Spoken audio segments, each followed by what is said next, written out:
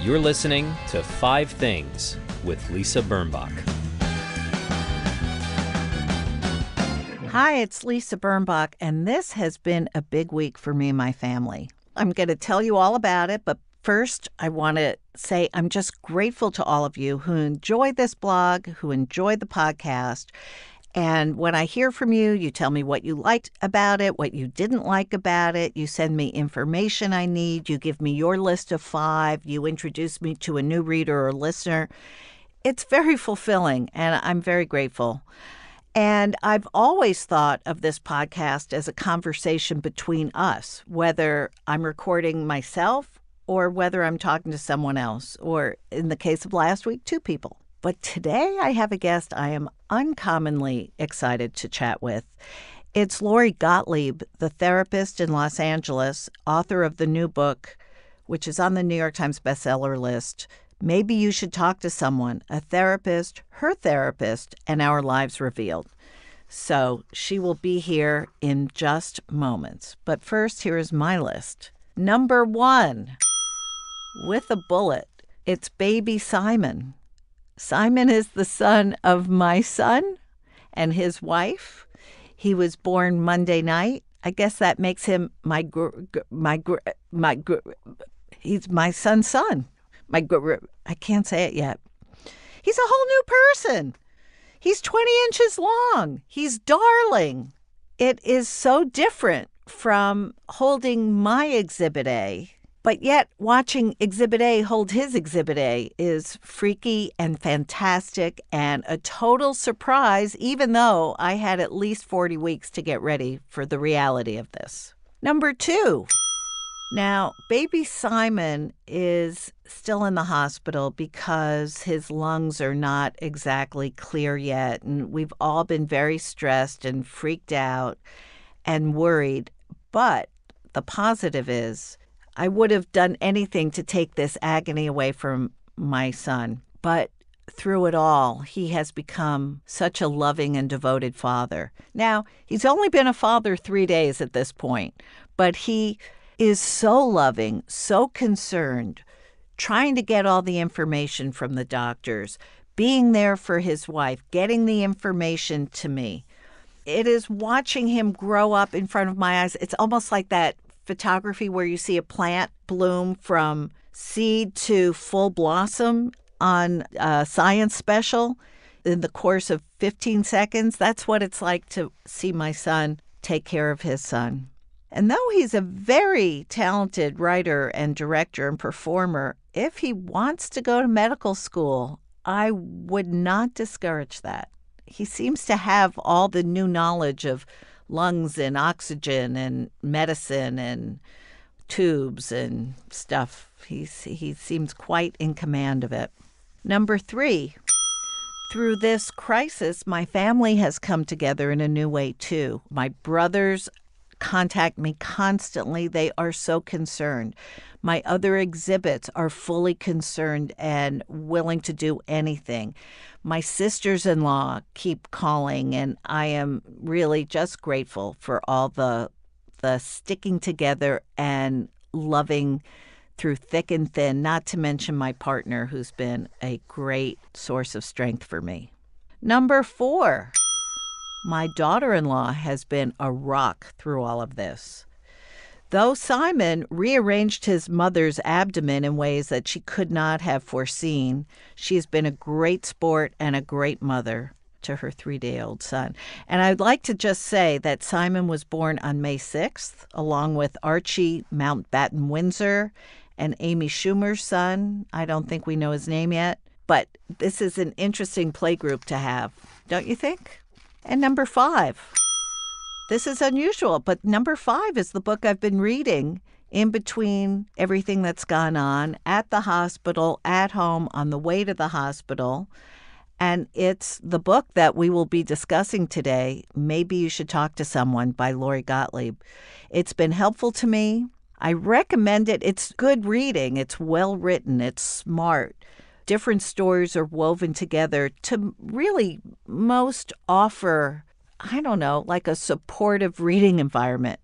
It might make you wonder if you're stuck in a pattern of some kind, or if you have been stuck in a pattern.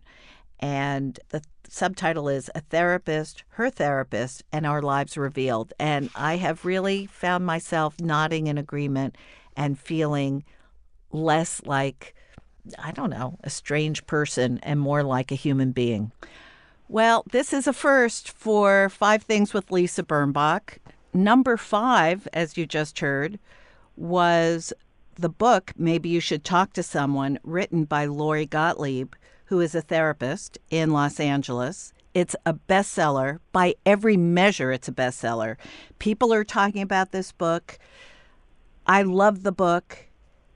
And Lori Gottlieb is here. La, la, la, la.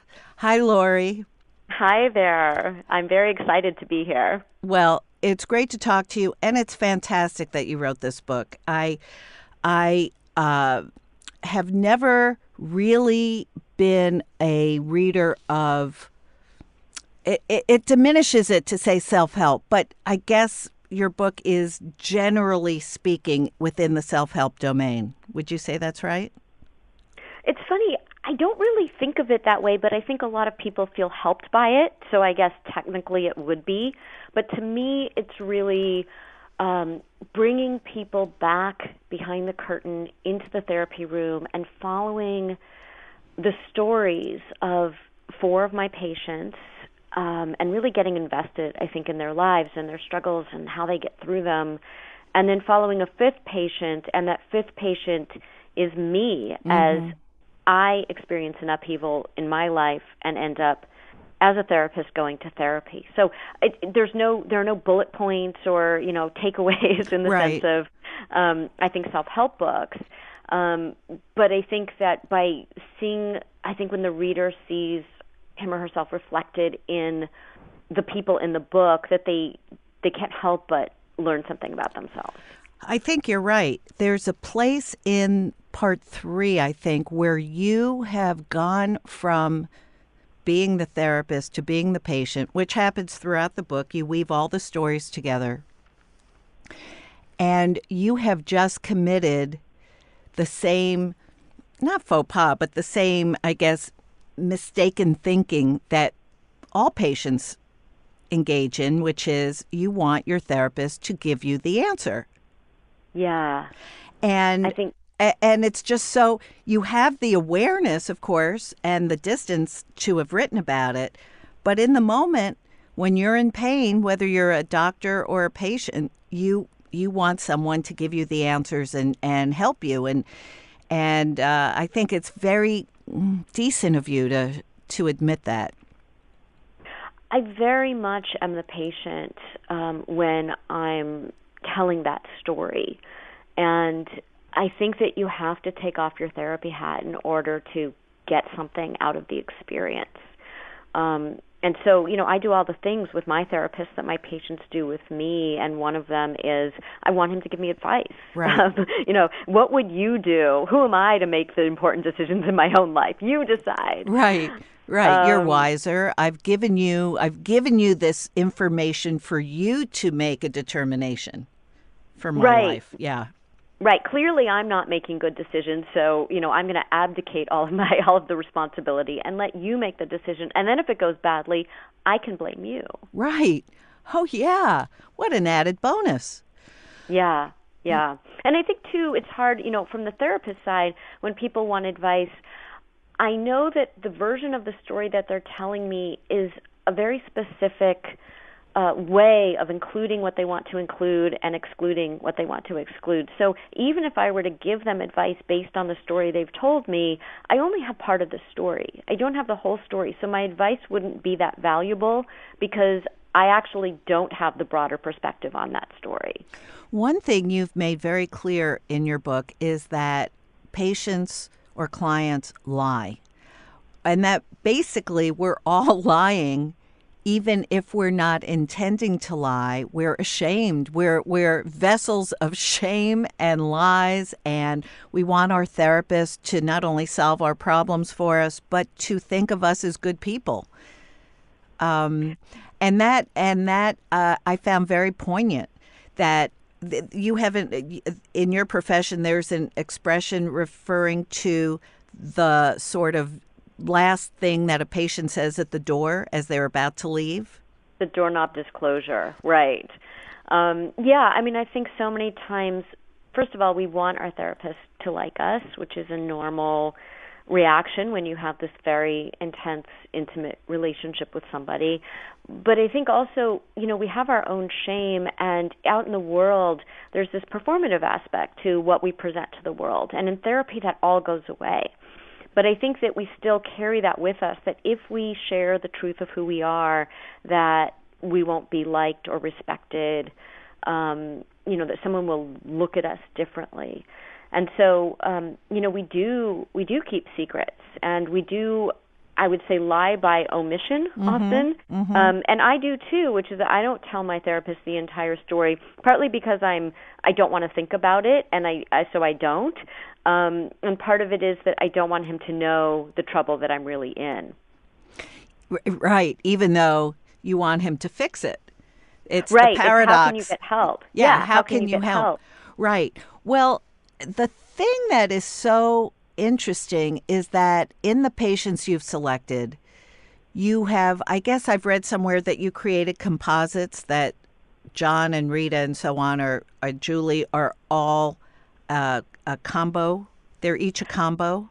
They're mostly not composites. There are some places where I'll put in something that didn't belong to that patient but was so similar that I wanted to put it in, from another patient. But mostly they're not at all composites, but they're very much disguised for confidentiality. Right. And did you tell your patients while you were writing the book that you were writing this book? So the patients that I chose, I got their permission to write about them, but also I didn't write about anybody that I was currently seeing because I didn't think that I would be able to go into a therapy session and then write about it. I felt like there was something that crossed lines there that made me uncomfortable. Right. And so nothing that I wrote about in the book was anything that we hadn't discussed in therapy already. There were no surprises for the patients. If anything, I feel like I'm the more vulnerable one because they're anonymous and my name is there. Yeah. So anything that I reveal, people know exactly. I'm the person with the name on the cover of the book, and so it was very revealing, I think, for me, probably more so than for my patients. And it's come up a lot about the ethics of being so transparent, or maybe not the ethics. How does it look? You talked about a fellow therapist who was once seen crying in a bakery or something, and unbeknownst to her, a patient was in the same place, observed her, and never returned to her when, in fact, she wasn't crying because she was mentally unhinged. She'd just gotten bad news about her pregnancy. So similarly, and in a much bigger scale, you're talking about yourself in this very candid way. Ugly, silly, vain, brave, courageous, brilliant, Stanford Medical School, and so on and so forth. And I guess a patient could feel, I don't know, oh, she's too vulnerable for me to get help from, or I know too much about her, or, oh, I've seen her at Whole Foods. I don't know what those concerns or considerations would be, or I've seen her on TV. Yeah, I definitely thought about that when I was writing the book, and there's a chapter in the book called Embarrassing Public Encounters, which is when we run into patients outside of the therapy room and what that's like for the patient and what that's like for the therapist. My most mortifying experience was when I was trying on bras in a department store, and unbeknownst to me, a patient was in the dressing room next to me, and the person who was helping me said, "Here's the miracle bra in the 34A, ma'am." And then my patient walks out of the dressing room next to it. And, it was very embarrassing for me. But now everybody knows my bra size too on this podcast. But I think that there is this idea that this old idea that the therapist is a tabula rasa, a blank slate, right? And we don't share our personal lives in the therapy room unless we do something very strategic. Like a colleague of mine has a son who has Tourette's, and her patient has a son with Tourette's, and she did disclose that her son has Tourette's because this patient was feeling extremely isolated in her experience as a parent. So they didn't end up talking about my colleague's son, but it just made the person feel like this therapist really gets my experience, right, really gets these challenges. Right. But in general, we don't disclose personal information about ourselves. So when I was writing the book, I really had to think about, well, what will this mean? The difference here is that I was a writer before I became a therapist, right, and before I even knew I was going to become a therapist. So there's a lot out there that maybe if I had known in the future I would become a therapist, I would not have written. But it's out there, because of Google and the internet. There's nothing you can do about it. And there's nothing that I'm embarrassed about. It's just simply that there is information that exists that people can easily access. Right. But I think that what's happened since the book has been out is that, some of my patients have chosen to read it and some of them have not. But if they have, it's brought up really rich conversations about their own lives. Mm-hmm. Things that they related to in the book, things that made them think about something that they're struggling with, that we've been talking about, or maybe that we haven't been talking about, but that now they feel more at ease to talk about because I've kind of set the precedent that it's okay to talk about these things. Well, it certainly is revelatory to read a book like this. I mean, as if there are other books like Maybe You Should Talk to Someone. If there are, I don't know of them. But to read this book and to see that you, like all of us, have Google stalked everyone from your former boyfriend to your current therapist. I mean, it's just human. As you say, your best qualification is that you're a human and just like us, and you are just like us. And and I think that was really important to show. My therapist says to me at one point when I go into therapy because of the person that I thought I was going to marry decides that he doesn't want to live with a kid under his roof for the next 10 years. And that kid is my 8-year-old at the time, who had not been hiding in the closet the entire time we were dating. Right. So it was quite a shock to me in my version of the story. And I say my version because, of course, when you go to therapy, there are other versions of the story that you discover. But he does tell me that, I am obsessing about Google stalking the boyfriend, and if he posts a picture of a salad in a restaurant, I immediately think, well, I meant nothing to him because he's going to restaurants and posting pictures of salads, and people don't do that in the throes of heartbreak. Right. And so my therapist suggests that when you feel the urge to type in his name into Google, do something different. Just do something else. And what I do that night when I'm about to type his name into Google is I think, okay, I'm going to stop myself, because my therapist said, stop yourself, do something different. But I end up typing in my therapist's name. Not because I intended to Google stalk him, right, just because I had never looked at, did he have a website, or where did he go to school? Right. What are his qualifications? And then I, of course, go down the internet rabbit hole. And the most hilarious thing of all, of course, and ironic, is that your patient, John, gets very worked up that his wife has been so-called brainwashed by her radical shrink, who turns out to be your therapist. Yes, that was a curveball that, I had not anticipated. Yeah. That, one of my patients' wives would be going to the same therapist that I was going to. And then I was always paranoid that there was this woman that I would see when I would leave my therapy sessions who looked so lovely, and I always thought that my therapist probably liked her better because, maybe my sessions were draining him. And I wondered all of a sudden, is that his, I had no idea what his wife looked like. And I don't Google my patients. So you never Google patients because you just want to hear the story that they're going to tell you, and the way they're going to tell you, and when they're going to tell you certain things. So you never want to have information that was not provided by them in the therapy room. So I have no idea what his wife looks like, and I didn't Google him or her to find out. Yeah, and after he left your practice, you didn't Google him or her. No. I don't do that. I did that with my very first patient when I was training, because I thought it would help me understand more about something she had told me in the session, this kind of disconnection between her massive depression and her seeming, great success out in the world. And my supervisor said, don't ever do that, and I never did it again. I'm talking to Lori Gottlieb about her book, Maybe You Should Talk to Someone, which I have found very fascinating and rewarding, and has made me feel like I may be a tad healthier than I thought. Maybe just a tad. I don't want to brag. What does your therapist think of this book? Have you asked him point blank? We've talked about it. But interestingly, I didn't want him to read it before it was published. Because I totally understand that. You do? Oh, I'm so glad. Yeah, of course. Some people say, why would you do that? Oh, my gosh. That's like look, you were a journalist and other kinds. You did a lot of different writing before you became a therapist, but you wouldn't give Jeff Bridges the profile you wrote of Jeff Bridges before it was published? No, never. My gosh, That would be terrible. So why would you have shown your shrink the book that talked about your therapy? Right.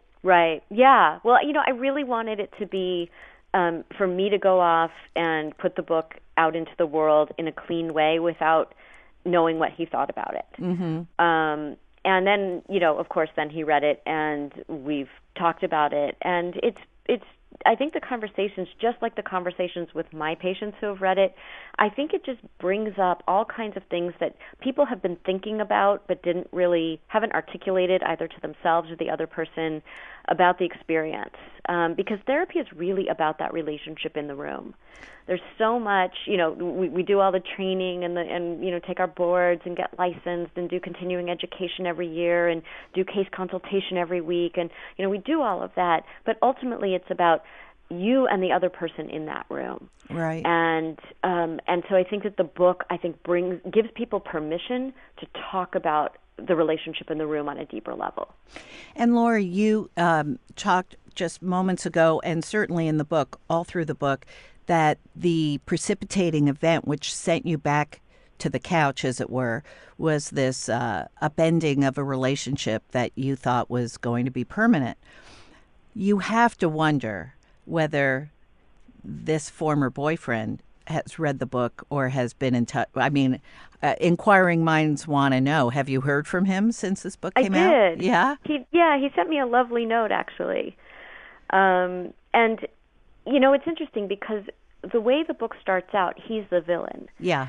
And, clearly, and I talk in the book about the difference between idiot compassion and wise compassion. Right. Idiot compassion is what your friends do. You dodged a bullet, clearly something, he was missing a few marbles. It wasn't meant to be. It wasn't meant to be, right. So it feels really good in the moment. But what a therapist will do is they'll give you wise compassion, which is they hold up the mirror and help you to see your reflection in a different way and help you to see the things that you maybe aren't aware of. And so he goes from being the villain to, it becomes very clear as we go through this story that, first of all, I'm not really in therapy because of him, because, right. It ends up being about something else, which it often does. But also, we realized that I had a role in this too, that I was deliberately not seeing the very thing that he was grappling with, I was grappling with.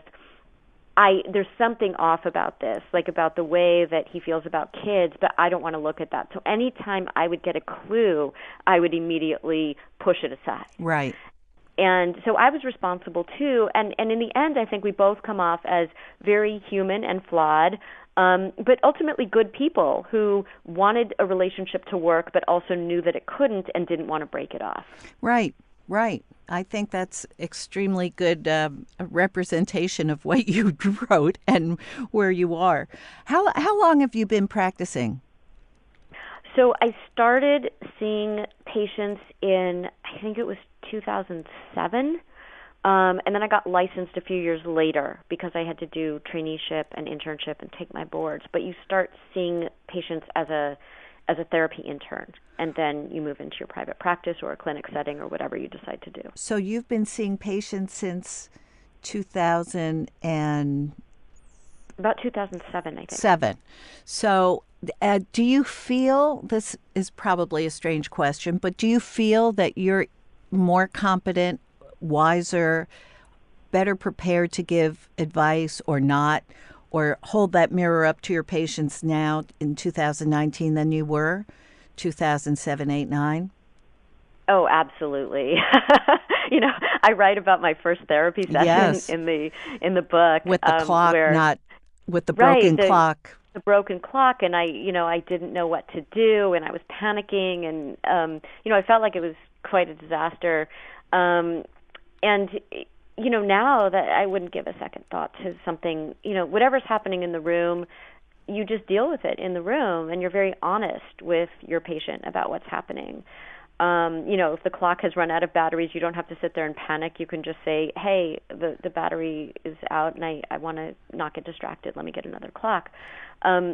I just basic stuff like that you don't know. But I also think I'm much better at helping people to see things in a way that where they feel like, it's not a judgment or a criticism, so they can open up better. I think there's so many times when you're starting out where you can see something very clearly about somebody, but you're not very skilled at the style part. You're really good at the content part, which is I know the content of what's going on, but the style of how do you deliver that? How do you help them to see something that they maybe feel a lot of shame around, or they don't agree with yet? They don't see it. They think everyone else is the problem, but they can't see their own role in it. So, and also I think I learned a lot through my own therapy sessions in the book. You can see where my therapist will say something, because at the time of the book, I'm a relatively new therapist, and he has decades on me, in terms of experience. And so he'll do or say something in the room that feels so profound and effective to me that I'll then drive to my office, and for the next 5 hours, for the next 5 sessions, I'll say that exact same thing, put my own self into it, so it's not like verbatim, but it's very effective. I learn a lot from him about how to really bring myself into the room, how to be a real person in the room. I don't think anybody wants to go to a brick wall or a robot. They want to go to a real person. And I think he really showed me how to do that while also being boundaried, while also, not crossing any lines, but really bringing your personality into the room. So now, could you tell me, as a now kind of celebrity author, which I think it's fair to say, this book has been optioned for a series or a movie, is it? Yeah, it's been optioned by Eva Longoria for a TV series. But I should say I don't consider myself a celebrity author. I'm really glad that the book, is being widely read. But I sort of cringe at that idea. I just meant that now you're well known. Now you've been on a lot of TV programs. You've been on a lot of radio programs and podcasts. You've been interviewed in a lot of major publications. You're speaking at the Aspen Ideas Festival. You've got a big agenda now, apart from raising a son on your own and a teenager at that, and apart from your private practice. Yeah. How are you managing the time commitments and the demands? How much of your day or your week is as it was before, seeing patients in 50-minute increments? How much of your day is writing? How much of your day is other stuff? Just curious. That's a great question. When the book came out, I went on book tour, and so I did something I had never done before with my practice, which is I took 4 weeks off. I'd never taken that much time off. But I had to in order to go on the book tour. So at that time I was just doing book tour. I also write that weekly column for The Atlantic, the Dear Therapist advice column. And so I took a few weeks off of the column. I took 4 weeks off of my practice, and I really focused on the book and the message that I wanted to get out about opening up these conversations about emotional well-being and not being ashamed of it, and the differences between the way that we treat our physical health and our emotional health. And that was really important for me to do. But then I came back, and then it was like my son is like, you have these school forms to fill out, and by the way, here's this camp thing, and can you, Right. and I need socks, and Right. Right. and and then it was back to my practice, and it was back to the column, all of which I love. Right. So I think that there, and I'm still doing book tour in a different way. Like I'm leaving tomorrow to go to do something at the Guthrie in Minneapolis, and I have these other things planned. So I'm doing book tour, but not in the same way. I'm still involved with the book, and I think you just you wake up and here's what you have to do, and you do it. And it's challenging, but it's all good, and it's all things that I'm really passionate about. So I think that makes it more feasible. And your patients are feeling reassured that you're back in sync with them and so on. Yeah, I mean, I'm definitely back now. And how many private patients do you see in a week? It varies. I mean, I have my regular people that I see, and then I also I have this consulting part of my practice where I work with people outside of therapy, and they might be in somewhere else, New York or Chicago or San Francisco or wherever. And so, I think it varies based on how much of the practice. There are the core people, and then there are the other things that I have going on. Yeah. And do you work in your office 5 days a week? No, I work in the office a few days a week, and then I work from home the other days. It amused me how you drew that picture of your office and the picture of Wendell's office. I'm wondering how much do you, let's say you're speaking for all therapists, how much do you worry about the neutrality and, I don't know, universality of how you set up your office, and does it reveal too much, too little? How do you manage all that? I hadn't really given it much thought. I just set up my office like a therapy office where, there's a couch, there's some chairs, there's my chair. I have a desk where I work and do my chart notes, and, there are bookshelves and that kind of thing, because I love books. So it wasn't really thought out in that way until I went into Wendell's office, my therapist's office, where there was no chair in the middle. And I just stood at the doorway. There were these two sofas, and I have this diagram in the book. There were these two sofas that were like sort of, in an L shape. And I figured he sits on one and I'll sit on the other, but, where? Which one? the other. Yeah. And which one is his? And, it was really disorienting. And I've been in many therapists' office as a therapist because I do case consultation in other therapists' office. All of my colleagues, in my suite, I've been in all of their offices. I've been to therapy before. So I'd never seen anything like that. And it was really discombobulating, but it becomes part of our work.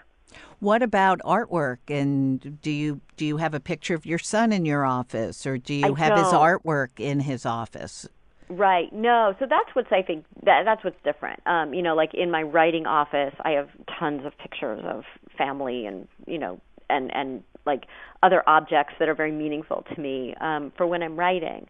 But when I'm in my therapy office, there's nothing. I mean, you can see things about my personality from, the way that it's decorated, for example, or the books that I have out.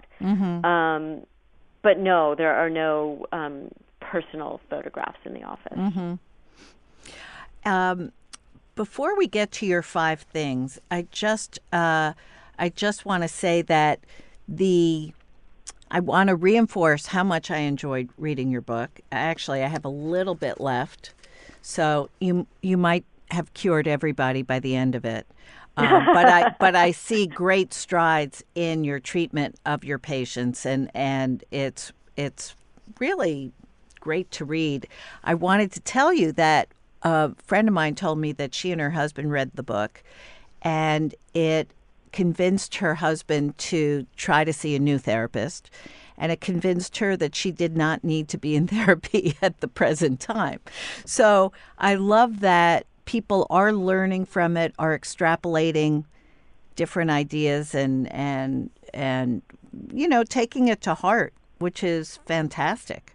Yeah, I really wanted people to, the reason I chose the stories that I chose to tell in the book are because I think that even though they might not see themselves on the surface with the particular patients that I chose, who are all very, very different from one another and different from me, I think that you can't help but read other people's stories and really get to know them and not see aspects of yourself in those stories. Mm-hmm.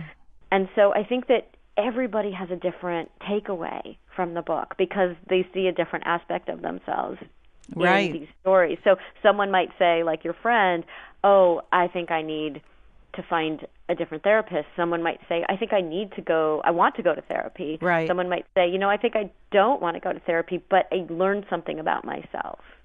Do you think that the internet, not just Google stalking, but the fact that people are kind of addicted to their device, whether it's their laptop, their pad, their tablet, their phone, all of the above, earphones, do you think that contributes to a kind of malaise that exists these days? You wrote a wonderful piece for The Atlantic once about the sort of millennial patients who have on paper a good life, or as you said, are successful in the world, and yet complain about everything.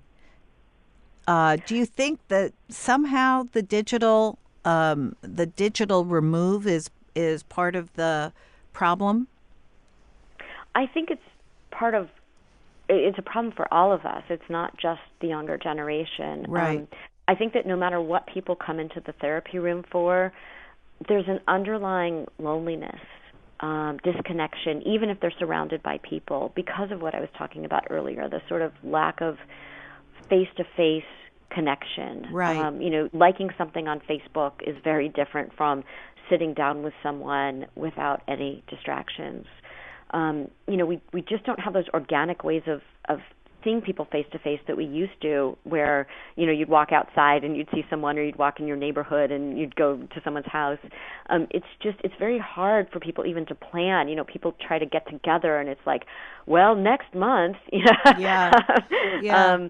And so I think that there's that underlying loneliness, but this illusion of connection because of social media and the ways that people do keep in touch. There's a chapter in the book called The Speed of Want, where my supervisor is talking about this very thing and how we all are moving. She said, the speed of light is outdated. Now everybody moves at the speed of want. Yes. And she said to us, you won't get today back.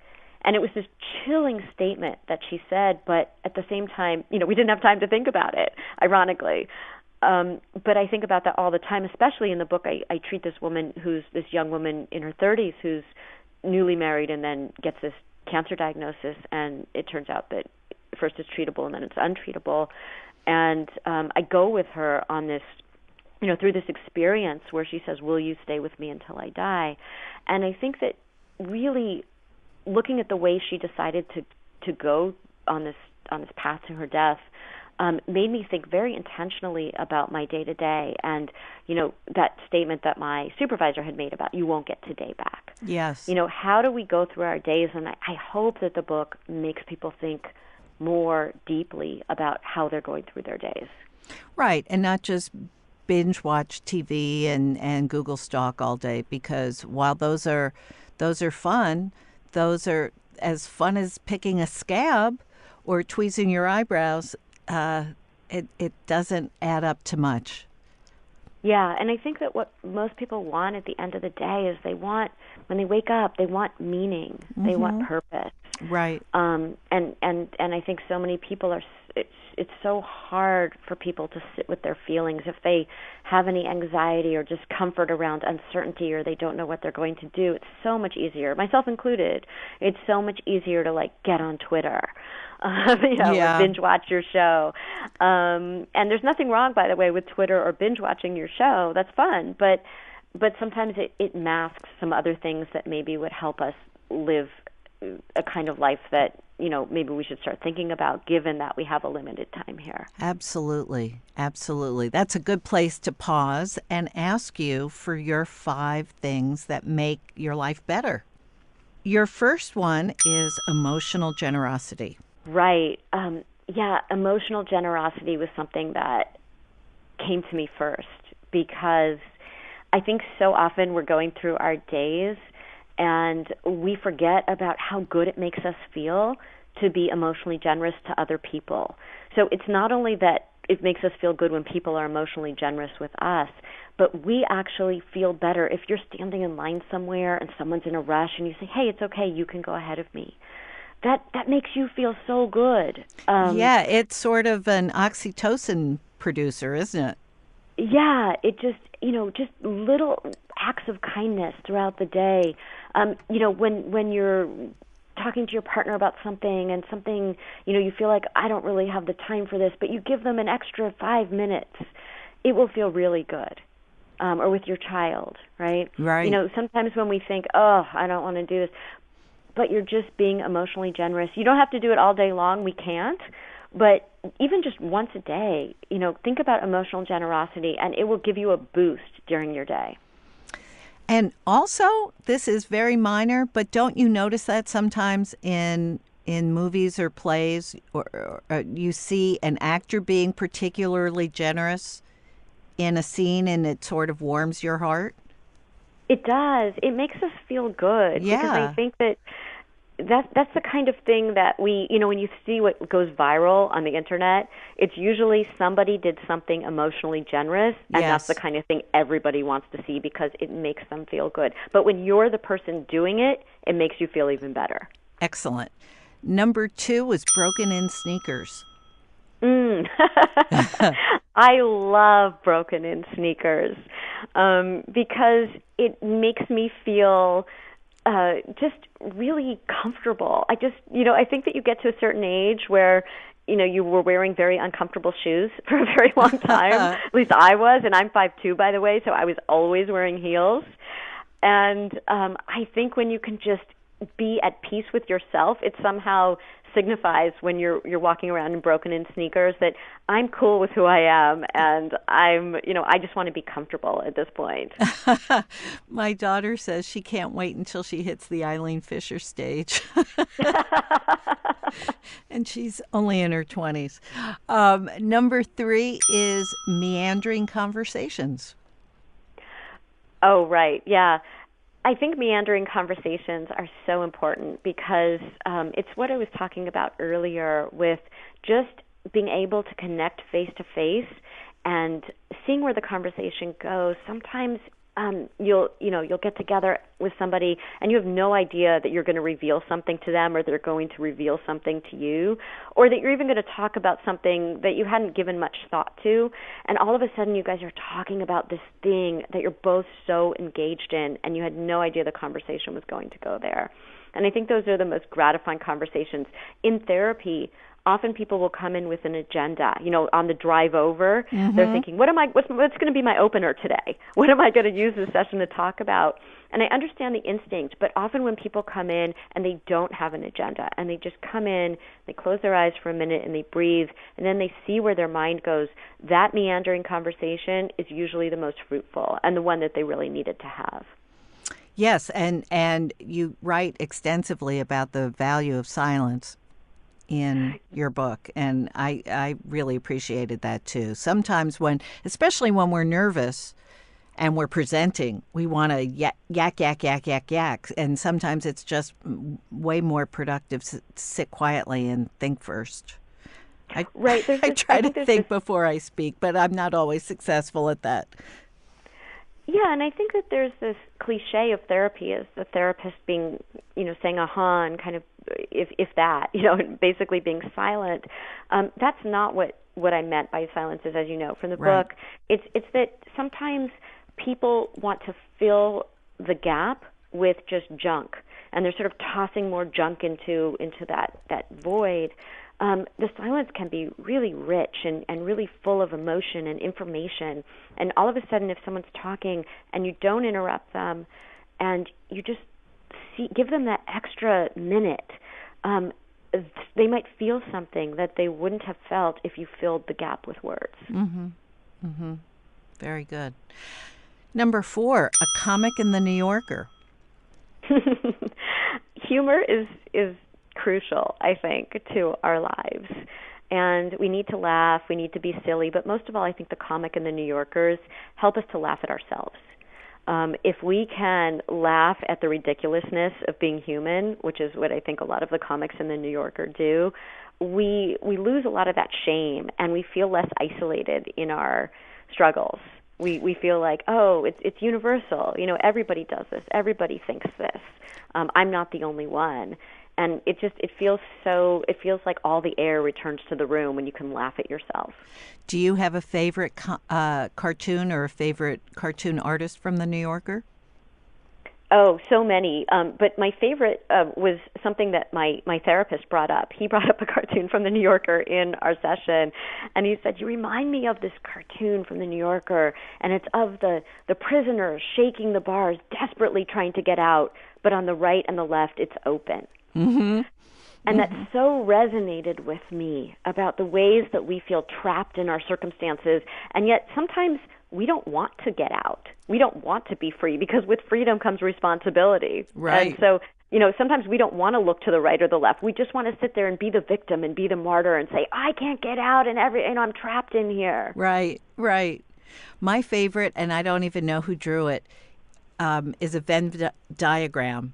One circle says boring, one circle says interesting, and in the little crescent in the middle it says Tom. I love that. Number 5, unexpected hugs from your son. I write a lot in the book about touch and why touch is so important. And, people think that that therapists should never, there was this idea, I think, that therapists should never touch their patients. And of course, we rarely touch our patients. But there are times when you do. When Julie, the woman who was dying of cancer, we would hug at the end of every session at a certain point. There was this older woman that I was treating who was so alone. No one ever touched her. She was she went to get manicures and pedicures only so she could be touched. Mm-hmm.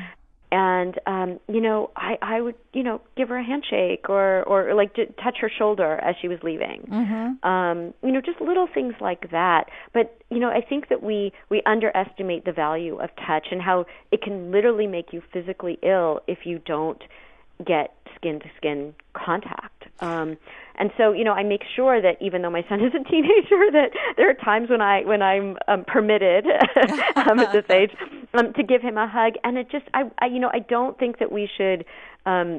I think so many parents, when their kids, boy or girl, become teenagers, because all of a sudden there's this whole sexual component to it, because they've gone through puberty, that we feel like we can't hug them as much anymore, that it's kind of weird or creepy. But I think we all need, in this parental way, to show our kids that, we love them and we can hug them, and that's okay, if they're okay with it. I agree. I know that babies in orphanages have some, I guess, failure to thrive if they haven't been touched. And it just breaks your heart when you think about all the love that they could be getting from people who want children, want babies, and just that human touch does help you thrive. And so does your book. Maybe you should talk to someone. Lori Gottlieb, thank you so much for talking to us. And when I say us, I guess I mean me, but I mean us. And I'm going to say, as somebody who met you a long time ago, that I'm proud of you. Oh, thank you. If that doesn't sound too obnoxious. No, I'm so glad to have had this conversation with you, Lisa. I love your podcast, and I really love this conversation. Well, thank you so much. All the best to you. Thank you. I appreciate it. And enjoy your grandson. Thank you. I will do that, all right, too. Take care. Okay. Bye-bye. Bye. You've been listening to 5 Things That Make Life Better with me, Lisa Birnbach. My guest this week was Lori Gottlieb, therapist and author of Maybe You Should Talk to Someone, published by Houghton Mifflin Harcourt. I recommend it highly. You can find out more about Lori on her website at lorigottlieb.com. Will that be considered Google stalking? Perhaps it will. If you enjoyed the show and get a moment, please subscribe. You can find this podcast on Apple Podcasts, Spotify, Stitcher, Google Play Music, and even YouTube. Thank you for listening. Until next week, stay cool and act natural. Bye-bye. That was 5 Things with Lisa Birnbach. New episodes every Friday, if she remembers.